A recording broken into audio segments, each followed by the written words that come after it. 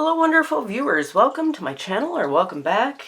If you've seen my videos before, I am Sara the Cedar Moon Witch, and today I am doing a March wrap-up. The decks and the practices. Yeah, decks and practices. Okay, I guess first of all, I want to start with the Earthwoman Tarot. I am doing a deck study of this deck with Carrie and a few other people from Carrie's Mystical Musings, her Discord channel. Yeah. So we're doing a deck study. I kind of fell off. But I'm still using the deck. It's a beautiful deck. And I did participate in some of it. I don't know. Social media is hard for me. I still remember when the phone was attached to the wall. So I just, you know. But yeah, so the Earthwoman Tarot. I really like it too. I didn't think that I would, but I do. So, Earthwoman Tarot by Tarn Ellis. This is, what, a Low Scarabeo deck? Yes, Low Scarabeo. Highly recommend. Good deck. To go with that one, I've been pairing it with the Feminine Wisdom Oracle. This is mass market rock pool. It's got a nice like rose petally satiny finish.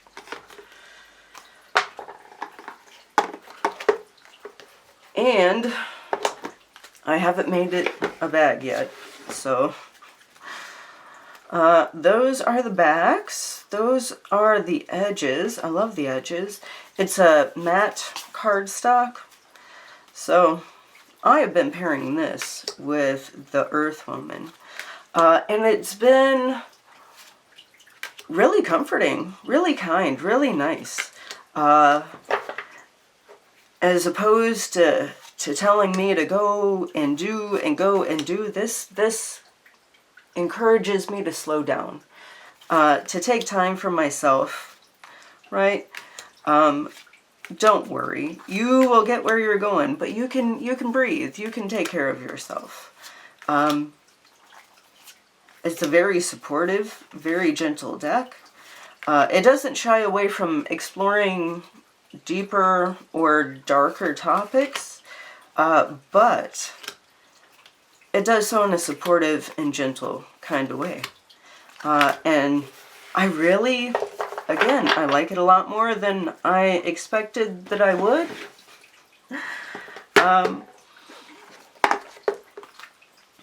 I really dislike the big fancy packaging. I would have much preferred just getting a bag to put it in. But Feminine Wisdom Oracle with the Earthwoman Tarot. Let me see. What else? I have to mention Sassy Dragon's Tarot and the Pink Sugar Oracle, because since they've come in, they both came in March, and from the moment they arrived, I have used them. So this was probably my end of the month decks. But I love them, and I love them together as well. Excuse me. Sassy Dragons is sassy and adorable. Pink Sugar Oracle is very chatty, very intuitive. So it's very clear readings with these two. Very clear readings with these two just on their own as well. So this has definitely been what I've been working with predominantly at the end of last month, March.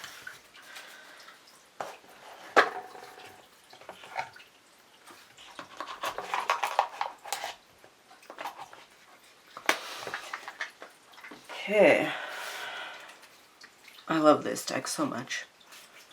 So much. It gives me cute aggression. Oh, I just love it. Oh my god. So cute. So stinking cute.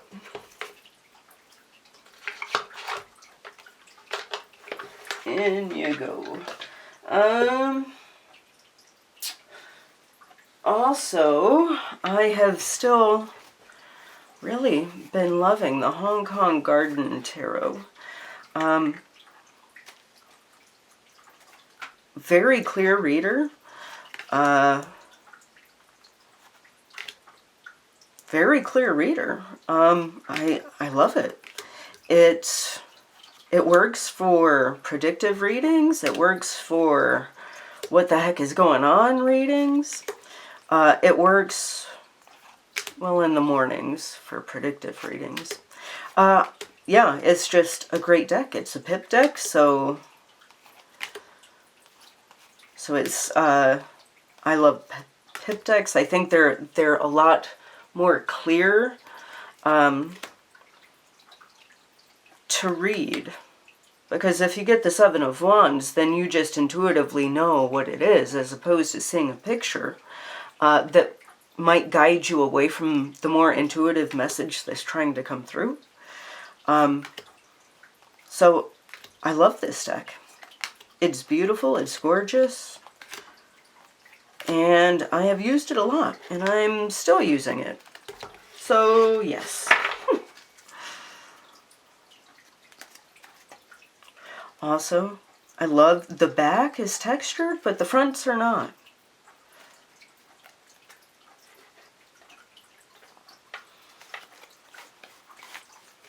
So, Hong Kong Garden Tarot.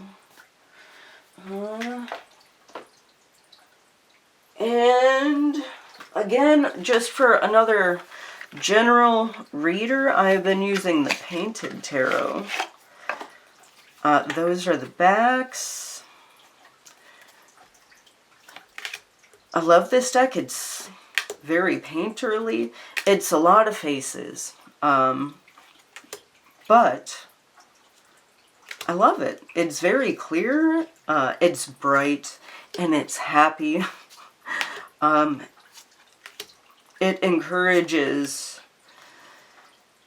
growth, but not in like a pushy, prickly sort of way. I love that card. I love seeing her face. You know, just, okay. So, yeah. The Painted Tarot. I use this deck a lot in March. I'm desperate for color. The birds are back, but it's still dull and dreary, and I want color in life. So that is why I pulled this deck out. Let me see what next. So yes, went through that. And probably my final just general reader through March is the Forager's Daughter Tarot. I love this deck. It's soft, it's gorgeous. It doesn't shy away from deeper, darker subjects. But again, it's kind while it does so. I mean, honestly, I feel like most decks are kind, but you know, it's nice, it's supportive, it's earthy, it's grounded. This deck helps to bring me back down to earth. I have a lot of air placements. I'm an airhead. So this kind of helps bring me back down. I'm going to leave it there because I love toads. So the Forager's Daughter Tarot was another just all-around reader. Good general reader.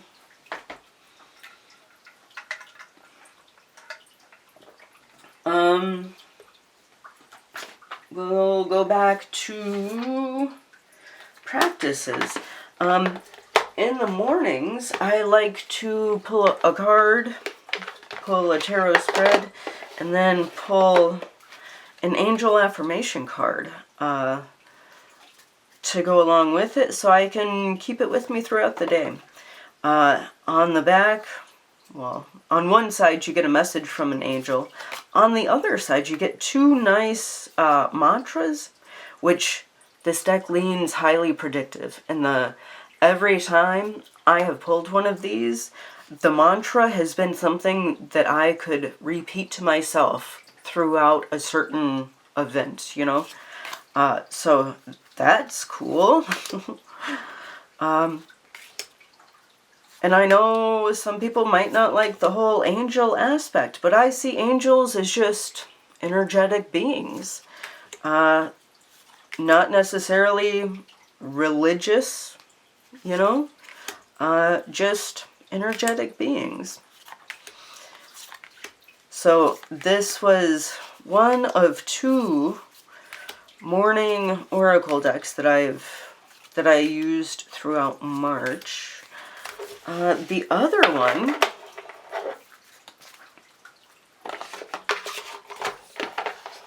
Mass Market Hay House. The other deck that I used was this, the Angelic Realms Oracle. This is a new release by Sacred Scribe Publishing. There should have been... I want to complain about the box, but I won't, because I like the deck. Those are the backs. It is matte, gold, yellow, gilded. And then you get a keyword, a little phrase, and then the number of the card, which correlates in the book. So I've been using the little blurb down here as just a mantra. This one, I like to get into the guidebook more. Because sometimes it's not always obvious. Even at the end of the day, when I go back and I look, sometimes it's not. But if I get in the guidebook, sometimes that helps. Like Earth Angel, I came here to do things differently. And then you get a little more depth in there. You get a cute little quote. Earth Angel, you're different, but simultaneously the same. All of us hold divine essences within. You are not dull, you are not plain. Shine accordingly. You know? And then you get a little blurb on the other side of the page.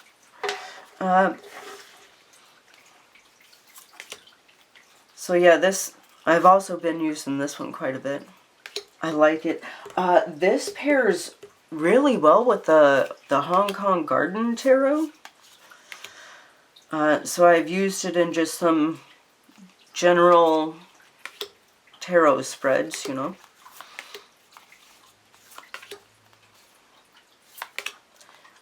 But I like this deck. I'm still getting to know it, but I like what I have seen of it so far. The Angelic Realms Oracle. I don't like the box. I wish that there had been some other way, but whatever. Let me see. I know. I know, fine viewers. This deck, Spirits and Flowers Oracle, I don't have a bag for it yet. The box is obnoxious, so I took it out. So this has just been living on my bookshelf, and because of that, it's easy to reach for. So I've used this Oracle deck quite a lot, and it pairs with everything. Literally everything pairs with this deck. I love it. You get the number of the card, which correlates in the book. You get the name of the plant, and you get a keyword. I love keywords. It makes this deck super usable for everyone. Sometimes I don't necessarily associate the plant with the keyword, you know, but for the most part, because this is about the language of flowers. So, you know, it's like I'm learning new aspects of a plant. And it goes with everything. I love it. I don't know who published it or who created it, because I don't have the box anymore. I'm a terrible tarot tuber. I'm sorry. I don't have the box. But it's mass market. I got it on Amazon. So you can find it. Okay. Let me see. Okay.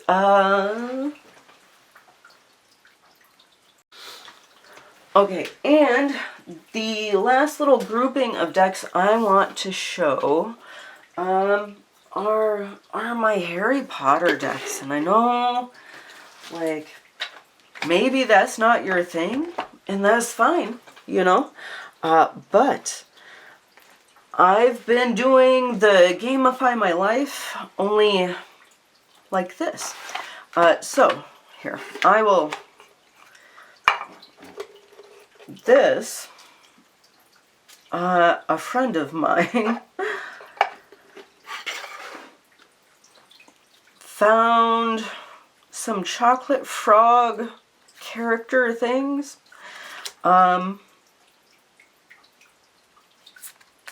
So she printed them out and she gave both of us, we both have a set now.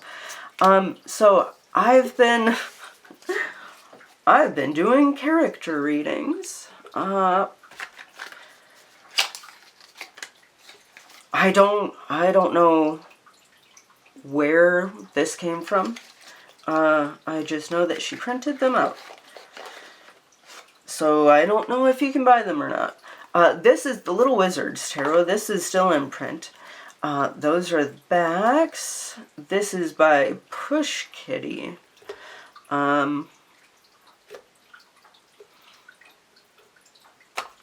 Indie deck. And then the White Winny Tarot for my familiar. And this is just kind of the setup that I have been using for my character draws.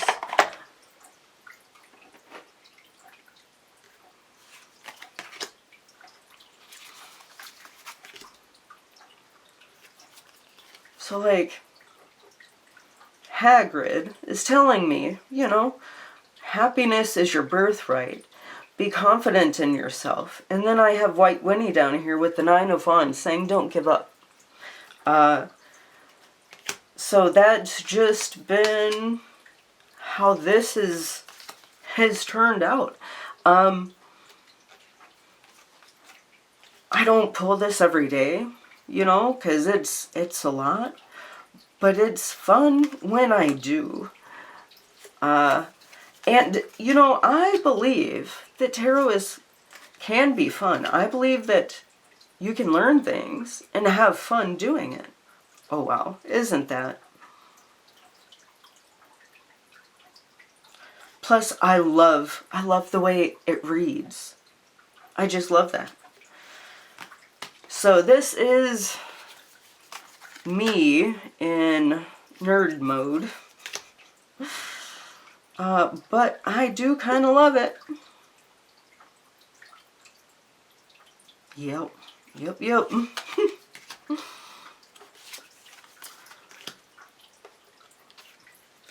Oh no.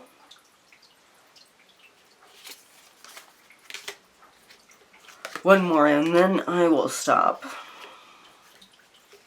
Oh no. Oh, come on. Strength, 10 of Cups, 8 of Pentacles. Remus Lupus.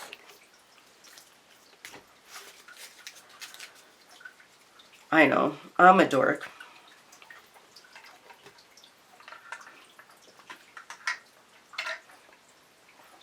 And honestly, I don't care.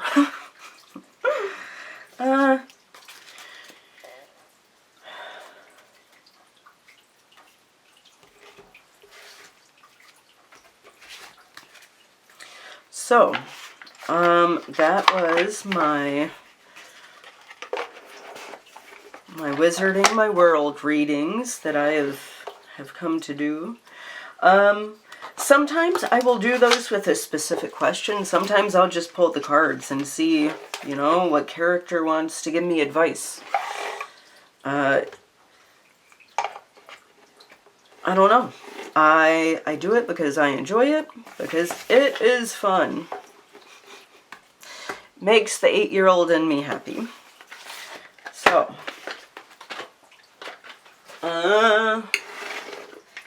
that is that. Also, I want to show this deck, the Weird Cat Tarot by Gabrielle Cash.